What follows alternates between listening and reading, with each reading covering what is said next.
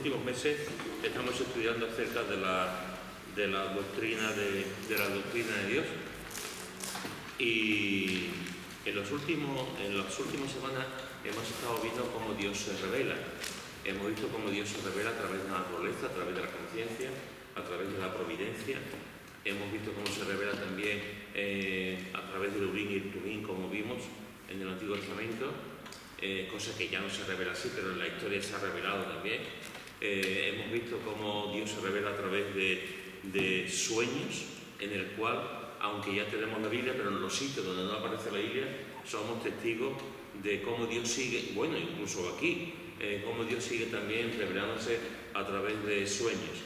Y hace 2 semanas, la semana pasada, porque no tuvimos culto, la semana pasada empezamos a ver cómo Dios, a través de la historia, Dios se ha ido revelando también a través de las visiones, de cosas sobrenaturales que ocurren que la persona o el grupo de personas han podido ver en un momento dado. Vimos la visión de Isaías en el capítulo 6, una visión que lo cambió por completo, donde vio la santidad de Dios, donde vio a los serafines, donde fue llamado a la obra, etc. Y vimos también la visión de Ezequiel. Ezequiel es un libro, al igual que Apocalipsis es el libro por antonomasia, donde encontramos visiones en el Nuevo Testamento. En el Antiguo Ezequiel es un libro donde continuamente vemos también las visiones de Dios. Y vamos a continuar hoy en este tema de las visiones, porque considero que es importante también. Normalmente cuando hablamos de la revelación, y lo hablaremos posiblemente ya el año que viene, cuando hablamos de la revelación de Dios siempre nos sujetamos a 2 partes que son muy importantes, ¿verdad? Y que son fundamentales, que es la revelación que conocemos como la Escritura, que es Dios se revela a través de la palabra de Dios, y también la revelación preciosa, única, maravillosa, majestuosa de Jesús. Dios se ha revelado a través de Cristo, ¿no? Pero esas 2 revelaciones, de alguna forma, la conocemos más porque se insiste más en la palabra, en la enseñanza, en la iglesia, ¿no? Y quiero que prestemos un poco de atención también, porque estas revelaciones que estamos viendo ahora, estamos viendo revelaciones de Dios a través de la historia. Siempre se ha revelado al hombre, siempre ha hablado con el hombre, siempre se ha comunicado con el hombre. Pero son revelaciones, digamos, están un poquito, se le da menos importancia, y con cierta razón, se le da menos importancia que la revelación de la palabra y la revelación del mismo Jesús. Pero son revelaciones, y creo que es bueno que entendamos también, que veamos algunas de esas cosas como hemos visto ahora, y concretamente con el tema de las visiones. En el libro de los Hechos es un libro donde se está registrando, digamos, la obra del Espíritu Santo de la Iglesia primitiva, y donde se está viendo el crecimiento de la Iglesia, cómo se empieza a formar la Iglesia. Y es interesante cómo en el libro de los Hechos también aparecen visiones. En el principio de la historia de la Iglesia empiezan a aparecer también visiones. Acompañadme al capítulo 9 del libro de los Hechos, y vamos a leer capítulo 9, versículo 10 hasta el versículo 19. Hechos, capítulo 9, del versículo 10 hasta el 19. ¿Quién lo quiere leer, por favor? Había entonces en Damasco un discípulo llamado Ananías, a quien el Señor dijo diciendo: Ananías. Y él respondió: heme aquí, Señor. Y el Señor le dijo: levántate y ve a la calle que se llama Derecha, y busca en casa de Judas a uno llamado Saulo de Tarso, porque él aquí ora. Y ha visto en visión a un varón llamado Ananías, que entra y le pone las manos encima para que recobre la vista. Entonces Ananías respondió: Señor, he oído de muchos acerca de este hombre, cuántos males ha hecho a tus santos en Jerusalén. Y aún aquí tiene autoridad de los principales sacerdotes para prender a todos los que invocan tu nombre. El Señor le dijo: ve, porque instrumento escogido me es este, para llevar mi nombre en presencia de los gentiles y de reyes y de los hijos de Israel, porque yo le mostraré cuánto le es necesario padecer por mi nombre. Fue entonces Ananías y entró en la casa, y poniendo sobre él las manos dijo: hermano Saulo, el Señor Jesús, que se te apareció en el camino por donde venías, me ha enviado para que recibas la vista y seas lleno del Espíritu Santo. Y al momento le cayeron de los ojos como escamas, y recibió al instante la vista, y levantándose fue bautizado. Y habiendo tomado alimento, recobró fuerza, y estuvo Saulo por algunos días con los discípulos que estaban en Damasco. Muy bien, fijaros que aquí encontramos una visión. En el versículo 10 se ve claramente la visión. Ananías, a quien el Señor dijo en visión, y empieza y vemos todo lo que ocurre en esa visión. Si leemos los versículos anteriores, pues vemos que Jesús se manifiesta a Saulo de Tarso. Saulo va hacia Damasco a prender una vez más a los cristianos, a perseguir a los cristianos, llevarlos a la cárcel, y algunos de ellos incluso morían con su fe, con la persecución de Saulo de Tarso. En ese momento, en ese camino hacia Damasco, Jesús se revela a él. Jesús se revela a él y Saulo le pregunta: ¿tú quién eres, Señor? Y el Señor se le revela, ¿no? A partir de este momento Saulo cambia. A partir de este momento la vida de Saulo va a dar un cambio tremendo que en este momento él no sabe. Todo lo que va a implicar esa revelación de Jesús en su vida. Como todos sabemos, en esa revelación él se queda ciego y en todo esto pues se lo llevan a Damasco, y en Damasco se encuentra que está 3 días sin ver y no comió ni bebió. 3 días sin ver, sin comer y sin beber en Damasco. Y a la misma vez que todo eso está ocurriendo, en la providencia de Dios, Dios tiene un plan para Pablo, pero tiene un plan también para otro hombre que se llama Ananías. Y es un plan tremendo, ¿no? Habiendo dicho esto, y habiendo leído el texto, ¿qué os parece a vosotros el texto que hemos leído? ¿Qué vemos aquí? Hablando de visiones. ¿Qué aprendemos de esta visión? Yo veo que Ananías tenía que saber, el Señor estaba ayudando a Ananías a confiar en el Señor, y también ve que Saulo, el Señor lo iba a utilizar, lo iba a cambiar, porque estaba como en duda, porque el Señor, este hombre aquí viene a cogernos a los demás, ¿cómo le vamos a ayudar?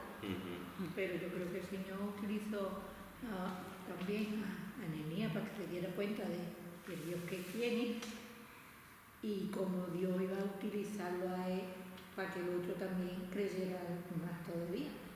Porque dejarlo ciego era como decir: tú que tanto te crees que eres, pues no eres nadie, ahora ni ves ni nada. Muy bien. ¿Alguien más? Hay una doble visión. Está la visión de Ananías y está la visión de Pablo. O sea que el texto es fantástico. No, yo veo aquí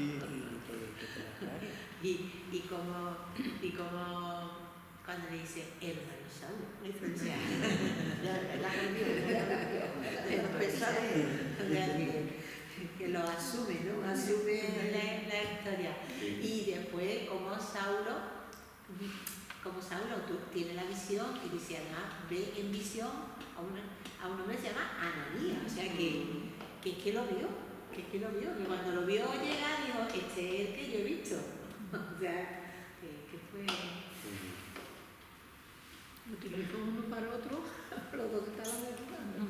veo aquí un campo de investigación inagotable. También que se puede usar cualquier persona. ¿Qué? Que puede utilizar cualquier persona, ¿no? Por supuesto, sí.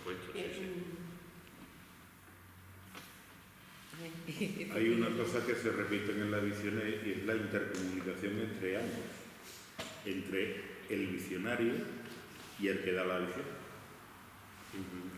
Porque, por ejemplo, en Ezequiel hay un diálogo. Con Isaías también hay un diálogo. Aquí, Señor, ¿cómo voy a ir a este? Hay un diálogo entre el Señor y la persona afectada por la visión. ¿Alguien más? Ay, es que yo quiero, que yo no he hablado nunca. Es que mi niño, de verdad, a ver, ¿cómo te digo? Como si él no habla al Señor o me ha dicho esto, que haga esto y que haga lo otro. Y yo digo, no lo sé, si es los tiempos antiguos ahora, o que Dios habla con él, o lo que, o qué, ¿no? Explícaselo. No, A ver. no, yo he entendido que ha preguntado de... ¿no? Y yo lo que he entendido que Saulo iba en contra del cristianismo y Dios lo utilizó, ¿no? No, yo quiero decir que si ahora lo mismo a ti, verás, yo hablo con Pedro, vamos, hablo claramente, que lo mejor tú piensas y que lo mejor el Señor te ha elegido a ti, o te ha hablado a ti, o esas cosas. Y yo quiero que Pedro te lo aclare a ti. Pedro, ¿puede ser eso? Puede ser eso, pueden ser muchas cosas. Pero de todas formas, si queréis, después ya cuando termine el culto lo podemos plantear, lo podemos hablar. Cuando termine el culto hablamos un momento. Puede ser eso, también puede ser más cosas. Pero lo hablamos después. Pedro, yo quiero decirlo para que luego... Aquí estamos hablando de una visión concreta, a un hombre concreto, una situación concreta. No significa que todos nosotros tengamos visiones. O sea, igual que hemos visto, pasa que no estabais vosotros, igual que hemos visto en otros estudios que Dios sigue hablando también o hablaba a través de sueños, no significa que Dios nos vuelva a hablar a sueños a que todo el mundo le hable en sueños. Normalmente Dios habla a través de su palabra. A través de su palabra. Nos habla a través de la revelación de la palabra y nos habla a través de Cristo. Después hay momentos puntuales en situaciones muy concretas.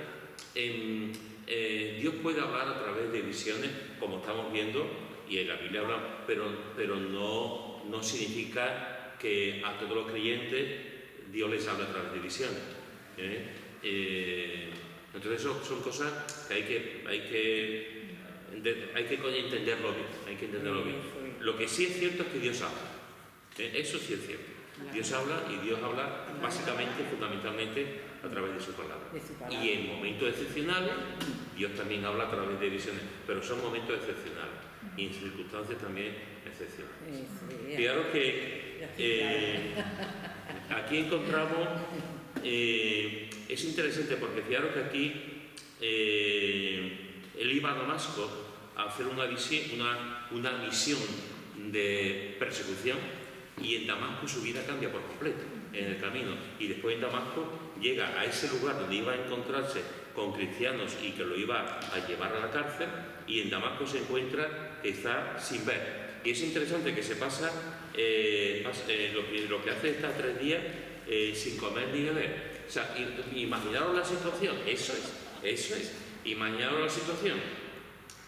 Está en Damasco, acaba de tener una visión. Jesús se le ha presentado a él, le ha preguntado ¿quién eres, Señor? El Señor le ha respondido, le ha cambiado por completo la vida, pero ahora está ciego.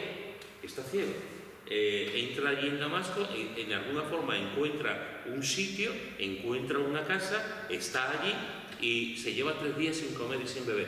¿Qué hace esos 3 días un hombre que su vida ha cambiado, que se ha encontrado con Jesús?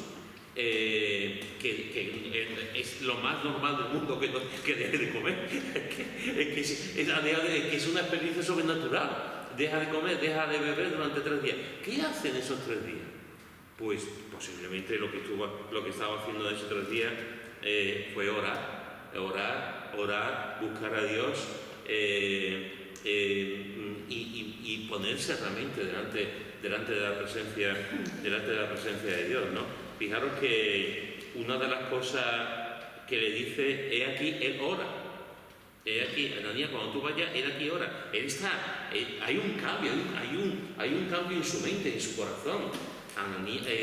Saulo ya no es la bestia profunda que va a Damasco. Ahora es una ovejita que está allí sin ver, dependiendo de otras personas que lo han tenido que llevar, haciendo un ayuno y orando, porque no tiene más remedio que orar. O sea, no tiene más remedio que orar. Es que no hay otra solución que está orando a ver qué ha pasado, qué me ha ocurrido. Y fijaros que dice, había entonces en Damasco, y esto me encanta, me encanta, porque dice que había un discípulo, un discípulo. La palabra discípulo aparece muy pocas veces aparece pocas veces, comparado con la palabra cristiano, que solamente aparece 3 veces, sí que aparece. Es un discípulo. Sabéis que la palabra griega para discípulo realmente lo que significa es un aprendiz. Un discípulo es un aprendiz del maestro, es un aprendiz que va aprendiendo de su maestro. Aquí todos nosotros somos discípulos, todos estamos aprendiendo del maestro. Aquí hay un discípulo, no unos discípulos que también lo habrían, que seguramente se juntaría un grupito de creyentes en aquella localidad, en aquel sitio, que realmente a eso iba Pablo, a perseguirlo, ¿no? Y es interesante porque un discípulo llamado Ananías, Lucas, el autor de Hechos, no pasa desapercibido esta cuestión. Menciona a un discípulo, menciona su nombre y menciona lo que le ocurre.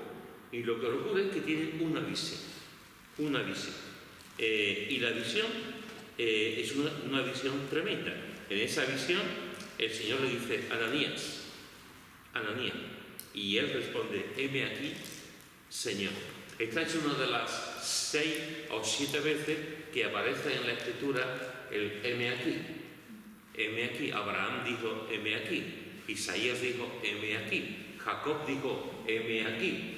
Esa es una de las 6 o 7 veces que aparece esta expresión de heme aquí. Y Ananías le dice a esa visión, a esa voz que le está hablando, heme aquí. Y fijaros que ¿quién inventó, Pepe, a ti que te gustan mucho estas cosas? Porque creo que fue el ejército. ¿Quién inventó el Google? ¿El qué? El Google, ¿quién lo inventó?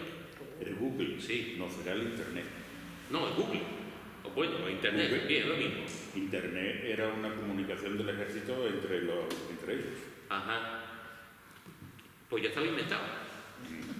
Ya estaba inventado. Aquí no es Google, no es Internet, pero ya el Señor lo hace. El Señor lo hace. Fijaros que dice, y el Señor le dijo, levántate y ve a la calle que se llama derecha. Esa calle, como indica el nombre, era una calle completamente derecha. Yo he leído algunas cosas sobre esa calle. Era una calle bastante ancha, de este a oeste, allí, y la calle central estaba para andar, y a ambas partes de la calle se ponían tenderetes y tiendas. Y estaban los comerciantes vendiendo sus cosas y tal, ¿no? Y en esa calle, que era una calle de este a oeste larga, bastante larga, el Señor le dice, adiós Pili, el Señor le dice, ve, que se llama derecha, y busca, fijaros, le dice que vaya a la calle, que se llama derecha, le dice que busque en casa de Judas, le dice que busque a uno llamado Saulo, y además le dice la procedencia, de Tarso, porque, y además le da un detalle importantísimo, aquí él ora, y además sigue diciendo en el Google, en el Internet, dice, y ha visto en visión a un varón, es decir, a ti, Ananías, ha visto en visión a un varón llamado Ananías, que entra y le pone las manos encima para que recobre la vista. ¿Qué te parece? El que estuviera, dice aquí que estaba orando, Pablo profesaba la fe judía, creía en Dios. Entonces puede ser. Pero yo creo que también tendría que estar adelante y deseando que este hombre, el que había dicho que se llamaba Ananías, que iba a entrar y le iba a poner encima las manos para cobrar la vista, estaría adelante y deseando que entrara a la puerta, porque al mismo tiempo que se cumplía lo que le había dicho el Señor, iba a recuperar la vista. Entonces estaría con una gana de que se presentara Ananías allí, porque el Señor había prometido eso. Y él lo había visto, lo había dicho que se presentaría este varón, ¿no? Entonces digo, es como cuando uno está esperando a algo y está uno que el tiempo se le viene, se le hace corto esperando muy largo porque no llega a lo que uno quiere, ¿no? Y digo, estaría a ver si llega, estaría con mucho deseo de ver, porque por un lado esperaba que la promesa de Dios, del Señor, del que le había puesto así, se cumpliera, y por otro lado recuperar la vista, entonces ya estaría muy expectativa, ¿no? Pasamos adelante ahí esperando que llegara. Carmen, Yo pienso que tendría una preocupación, que la oración que le diría al Señor: muéstrame quién eres y qué es lo que vas a hacer conmigo. Porque después de dejarlo ciego de momento, el que iba a perseguir a los creyentes, él le pediría que le mostrara lo que iba a hacer. Porque dudaría y yo que sé, estaría pendiente a ver que el Señor cómo le iba a mostrar. Yo creo que la oración sería: muéstrame si tú eres Dios, si tú eres Jesús, muéstrame qué me vas a hacer o qué voy a hacer. de hecho lo pregunta. Claro. De hecho lo pregunta. Él le pregunta, cuando Jesús se revela a él en el camino, la primera pregunta que hace Saulo: ¿quién eres, Señor? Es una pregunta impresionante. O sea que se revela el Señor a él, y la primera pregunta que hace es una pregunta que, no todo el mundo estaría dispuesto a hacer esa pregunta. ¿Quién eres? Y la segunda pregunta que le hace es, en la línea que tú estás diciendo, es: ¿qué quieres que yo haga? ¿Qué quieres que yo haga? Son dos preguntas muy pertinentes, son dos preguntas muy importantes, porque la primera pregunta tiene que ver con quién es Dios para nuestra vida. ¿Quién es Dios? ¿Quién eres? Y a partir de ahí podemos estudiar lo que estamos viendo: la naturaleza de Dios, quién es Dios, los decretos de Dios, los atributos de Dios. Pero aquí le está diciendo realmente: ¿quién eres, Señor? Y el Señor le responde: yo soy Jesús, a quien tú persigues, ¿no? Etcétera. Y la segunda pregunta que hace, si la primera es una pregunta teológica, la segunda es una pregunta de servicio. ¿Qué quieres que yo haga? Claro, es que los judíos no creen en Jesús. Claro. Entonces, por eso perseguía a los creyentes, porque creían en Jesús, igual que ahora que no creen en Jesús. Entonces diría: pues muéstrame si tú eres Jesús, eres Dios, muéstramelo, porque aquí, ¿verdad?, que la preocupación de ella ahora. Y en ese momento, cuando él está orando ciego, sin comer y sin beber durante 3 días, porque está de ayuno, está buscando al Señor en oración, y en ese momento, en esa oración, tiene esa visión. Tiene esa visión, donde ve a un varón, o sea, escucha aquí él ora y ha visto en visión a un varón llamado Ananías. Todavía no ha visto a Ananías, literalmente, pero está viendo la visión. Está viendo la visión. Está viendo lo que hace, y como ha dicho Josefa, en esa visión le está diciendo que va a venir un hombre que se llama Ananías, que va a poner las manos sobre él y que va a hacer que recobre la vista. Por lo tanto, en esos 3 días, no sabemos si la visión tiene el primer día, el segundo o los 3 días, pero en esos 3 días tiene la visión, y en esa visión sabe que va a venir un hombre que se llama Ananías, y eso lo da todo hecho, que se llama Ananías, y además le va a recobrar la vista. Por lo tanto, yo estoy en el lugar, yo no soy Pablo, porque yo no estoy en el lugar, pero yo estoy allí, yo estoy orando, y estoy ciego, y yo tengo esa visión. Y yo digo: Señor, ¿cuándo va a venir? ¿Cuándo va a venir? Que yo quiero ver ya, ¿no? Quiero ver ya. Es interesante. Y fijaros que Jesús se lo da todo hecho, y Ananías hace lo que, cuando llega, hace todo lo que el Señor le ha dicho. Alguien dijo, un comentarista dijo, y no va descaminado, que, a mi entender, que Ananías es uno de los héroes olvidados. Sabéis que hay hombres y mujeres que aparecen mucho en la Escritura. David aparece muchísimo, Salomón, aunque aparece menos, pero también aparece mucho. Abraham. Hay hombres y mujeres, que os voy a contar de Pablo, de Pedro, ¿no? Hay hombres y mujeres que aparecen muchísimo, pero hay otros hombres y mujeres que aparecen en una línea, un poquito. Ananías solamente aparece aquí, pero vaya contribución que hace aquí.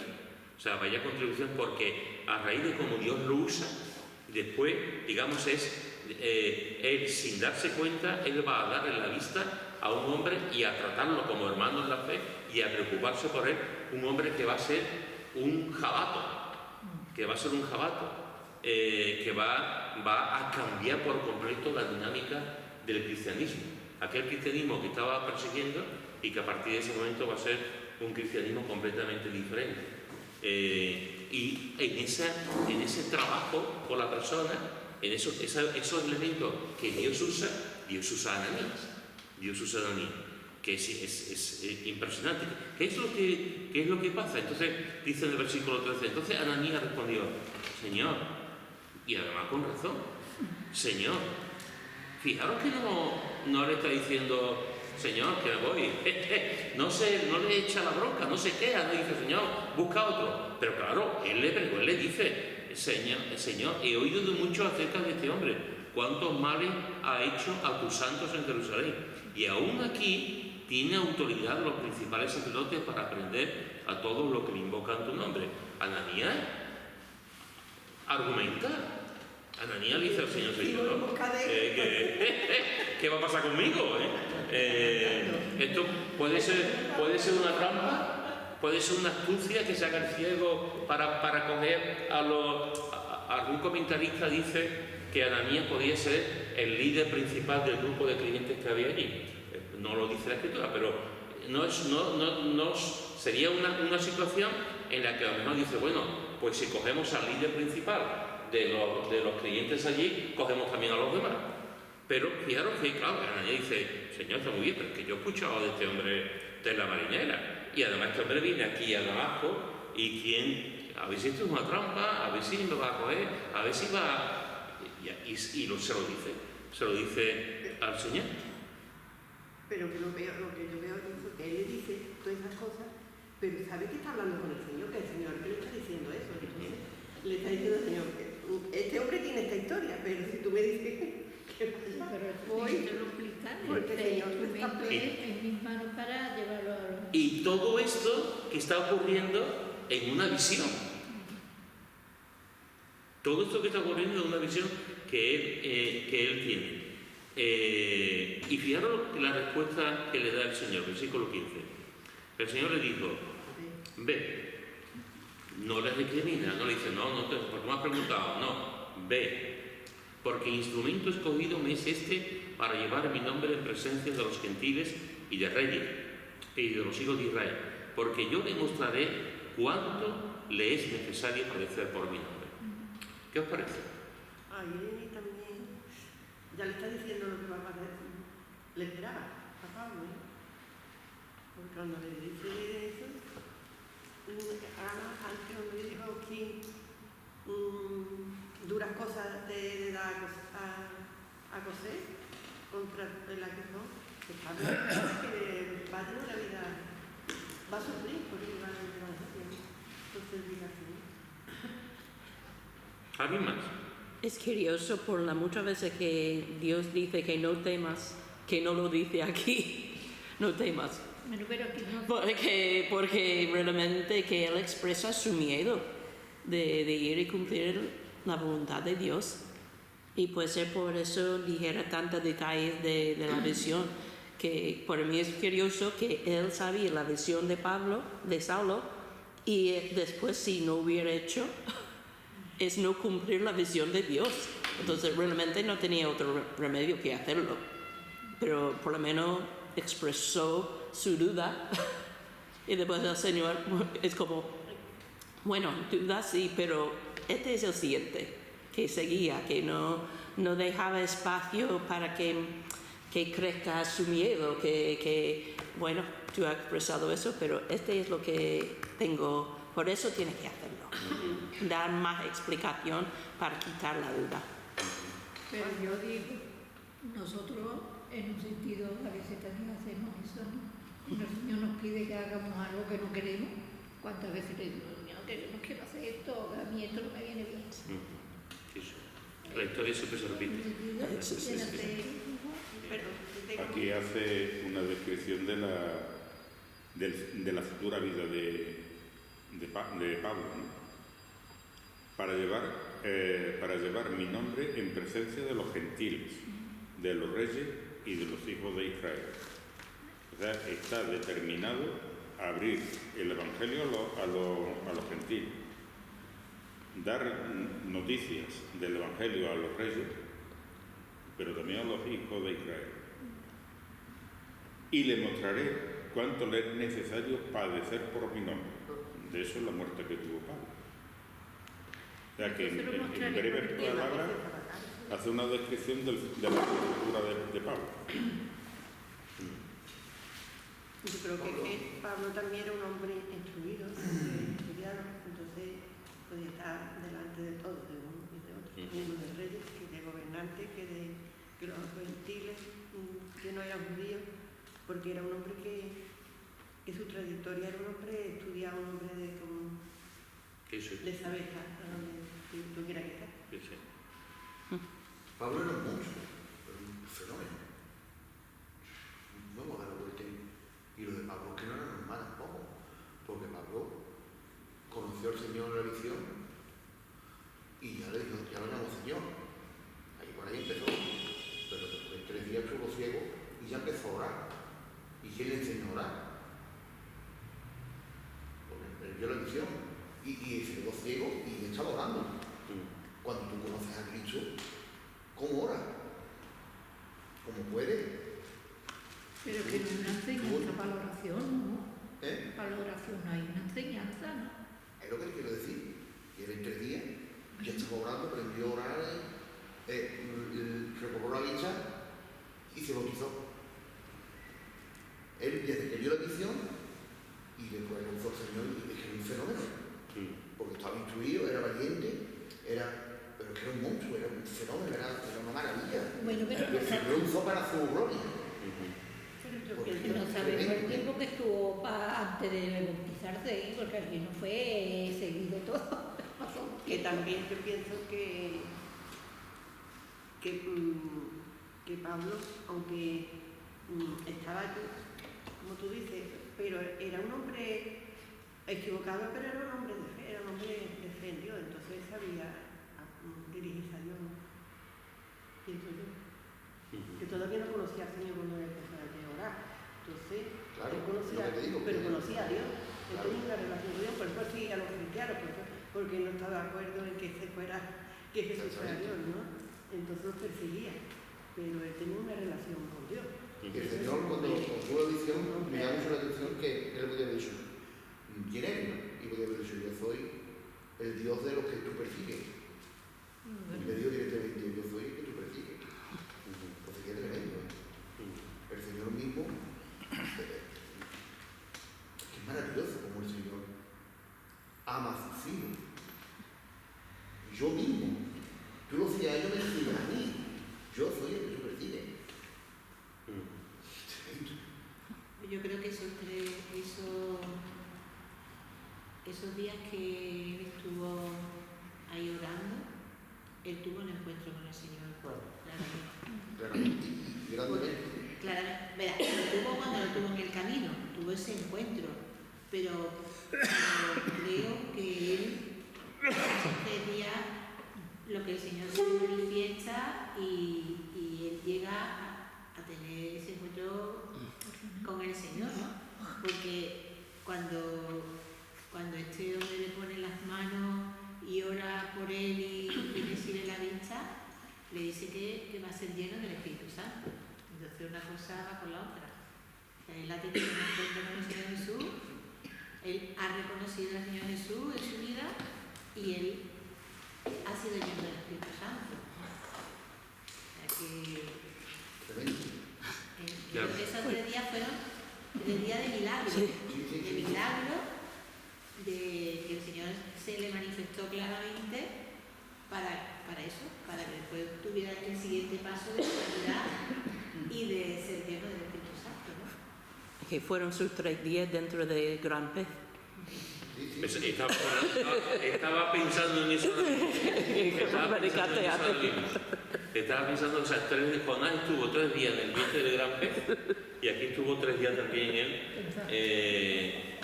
ciego, en ayuno.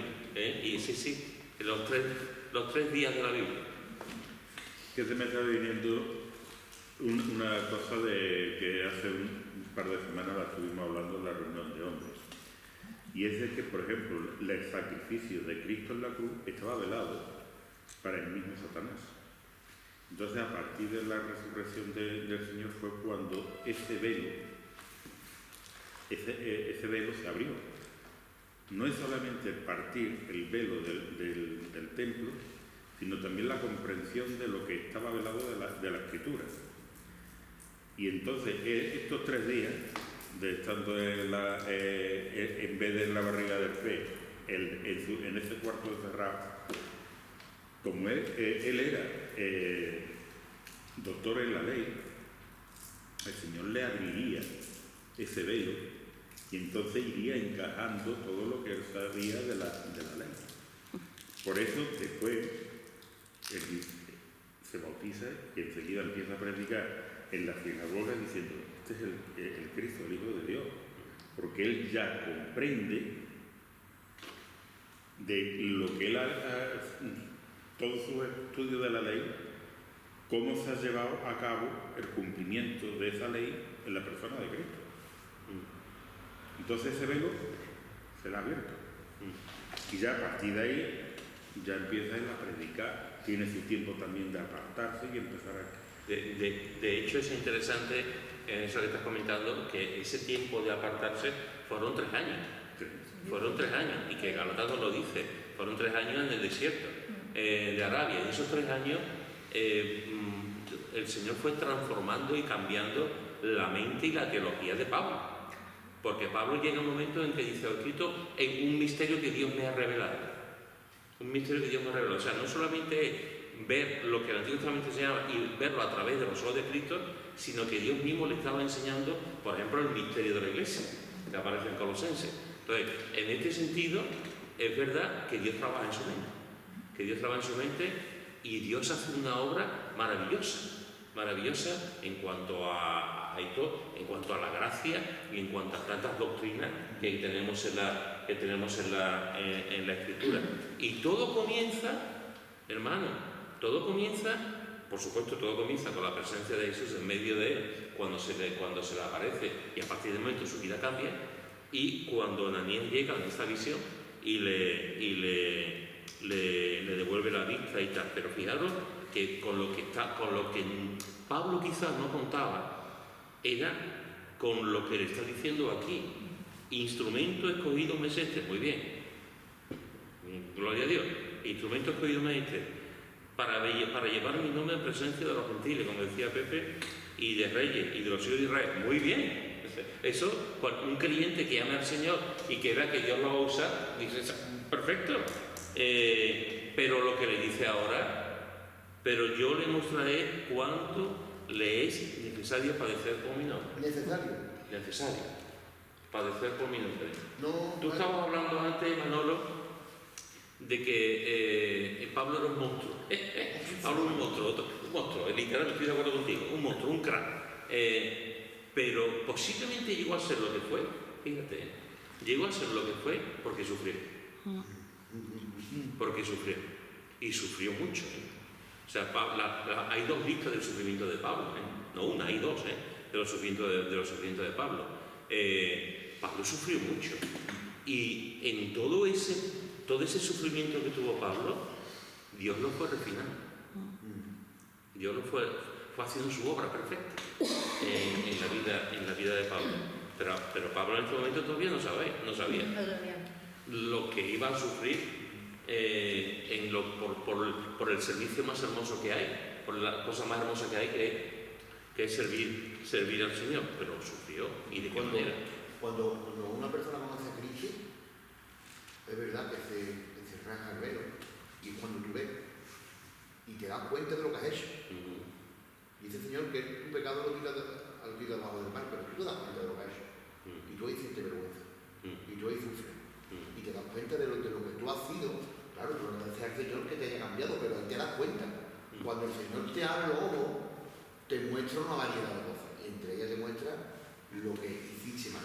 Y también se sufre. Y Pablo siempre lo tuvo presente. Porque cada vez que Pablo en Hechos se cuenta 3 veces el testimonio de Pablo. 3 veces. Pablo cuenta con diversos auditorios, pero cuenta 3 veces lo que el Señor hizo. Y en las 3 ocasiones dice que yo perseguía a la iglesia, o sea, lo tiene en su mente. Y en muchas ocasiones dice, yo soy el último de los apóstoles, soy el abortivo, soy el más pequeño, porque él sabía lo que había hecho, sabía que estaba perdonado. Claro, que sabía que estaba perdonado, pero él tenía en su mente lo que había hecho. Pero es que nosotros todos no olvidamos lo que éramos antes, ¿verdad? Que tú lleves los caminos del Señor, tú no olvidas tu pecado. O sea que el velo se te cae cuando tú conoces al Señor, tú te das cuenta del pecado. Antes tú no te dabas cuenta. Yo por lo menos no me daba cuenta que bueno, pero yo a mi vida no me daba cuenta de que era pecador hasta que no acepté al Señor. Porque el Señor es el que te ilumina para darte cuenta de no. Lo que yo estaba pensando es que cuando nosotros aceptamos al Señor, cuando nosotros aceptamos, tú el primer día no estás preparado.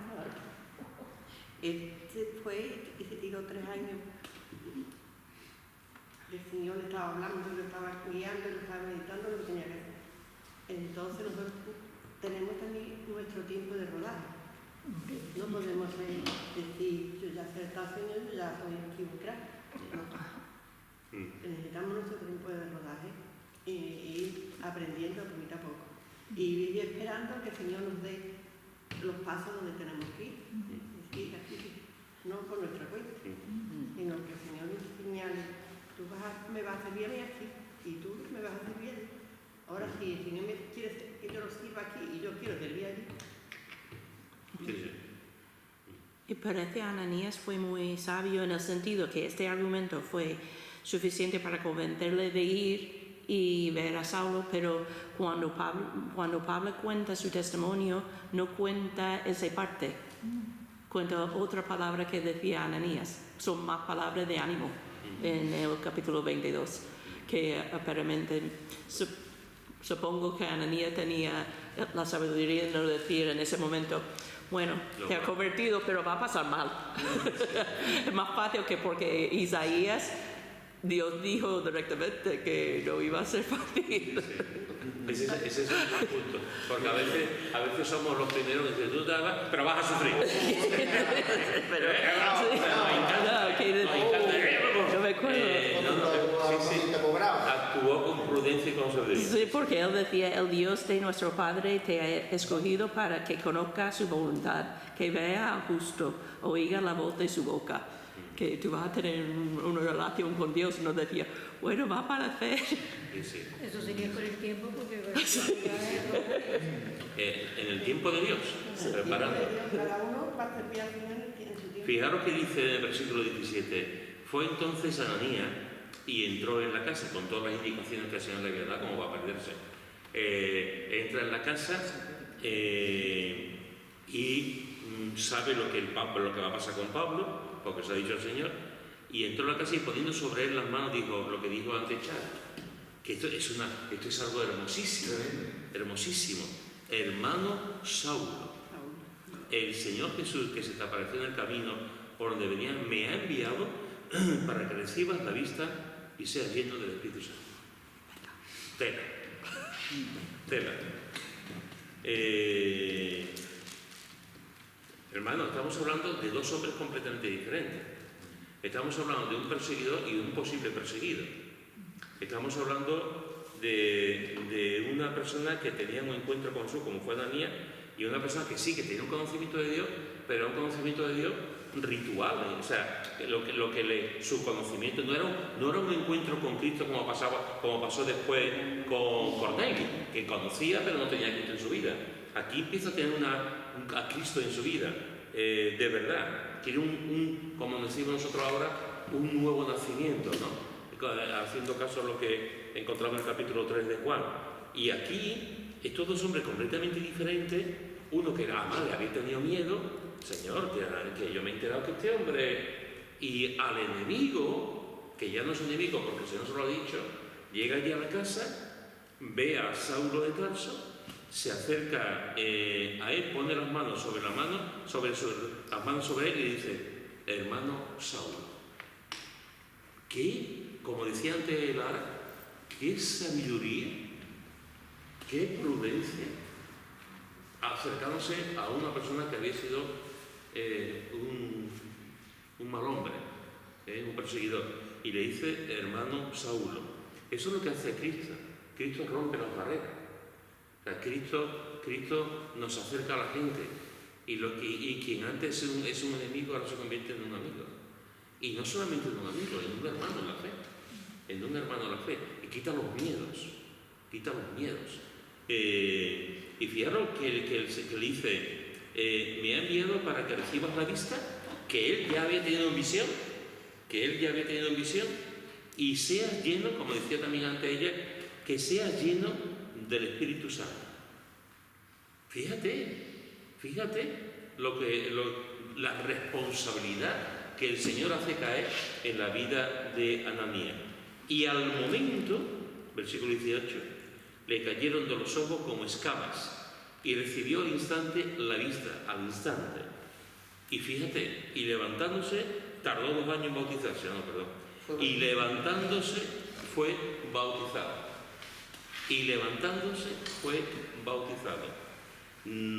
Esto es tremendo, hermano, porque en este momento recobra la vista, es lleno del Espíritu Santo, y en ese tiempo, en ese momento, se levanta en un río, en un sitio, es bautizado.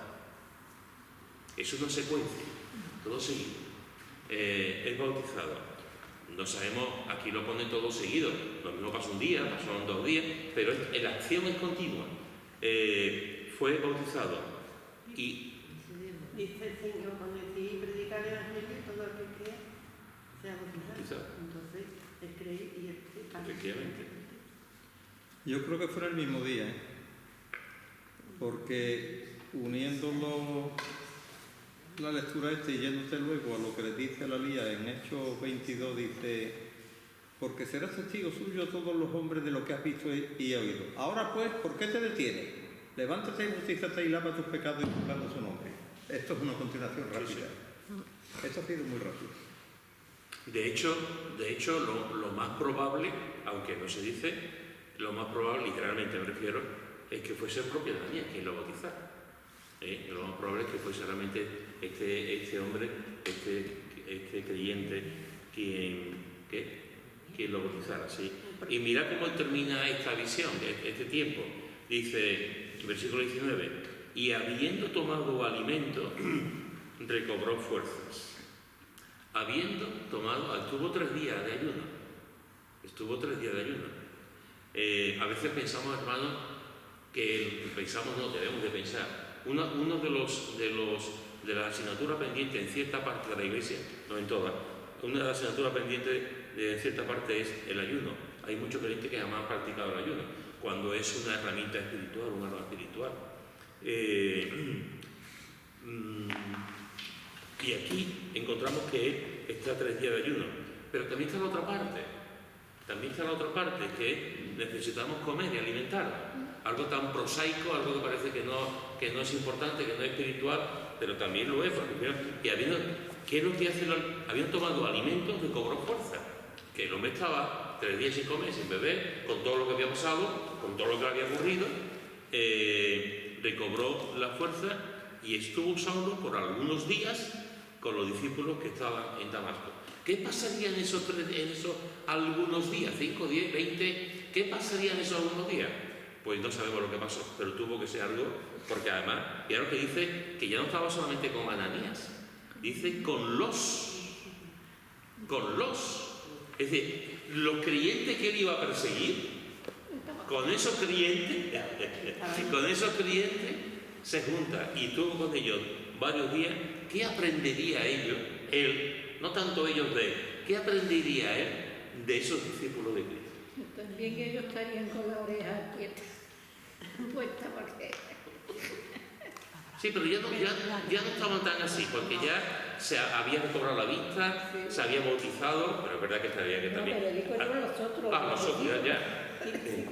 Pues, nosotros el primer día estarían con las orejas Aprendiendo. porque él estaba aprendiendo, pero es que su actitud había cambiado. Primeramente se había bautizado, es el testimonio público de reconocimiento de Cristo, y ya segundo, cuando él empezaría a aprender cosas de ellos, entonces el primer día sí, pero el segundo yo creo que no tendría tanta oreja tiempo.